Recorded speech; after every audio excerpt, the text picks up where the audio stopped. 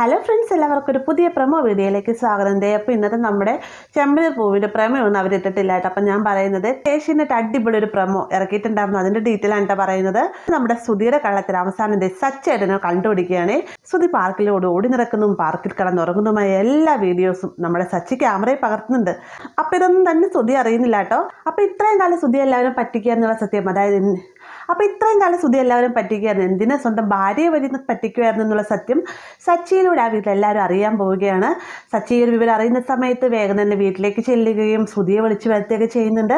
ശ്രുതിയാണെങ്കിൽ ഒഴിഞ്ഞു മാറാൻ ശ്രമിക്കുന്നുണ്ടെങ്കിലും സച്ചി പറയുന്നുണ്ട്, നീയാണ് ഈ ഒരു വീഡിയോ കണ്ടത്, ഇതിലെ മുഖ്യ കഥാപാത്രം എന്നത് നിനക്ക് പ്രിയപ്പെട്ട ഒരാൾ തന്നെയായിരിക്കും എന്നൊക്കെ പറയുമ്പോഴത്തേക്കും ഏകദേശം ചന്ദ്രയ്ക്ക് കാര്യങ്ങളൊക്കെ കത്തുവാണ് കേട്ടോ. അതുകൊണ്ട് തന്നെ ചന്ദ്ര ശ്രുതിയെ നൈസായിട്ട് അവിടെ നിന്ന് പറഞ്ഞുവിടാൻ ശ്രമിക്കുന്നുണ്ടെങ്കിലും സച്ചി അവിടെ നിർബന്ധിച്ച് തന്നെ ശ്രുതിനെ പിടിച്ചിരുത്താണ് കേട്ടോ. അതിനുശേഷം ഈ ഒരു സത്യാവസ്ഥ എല്ലാവരോടായിട്ട് തുറന്നു പറയുകയാണ്. ചന്ദ്രയ്ക്കൊഴികെ ബാക്കി എല്ലാവർക്കും തന്നെ ഷോക്ക് ആവുകയാണ് കേട്ടോ. ശ്രുതിക്കനെ വല്ലാതെ ഫീൽ ആവുന്നുണ്ട്, ശ്രുതി ഒരുപാട് കരയുന്നൊക്കെ ഉണ്ട്.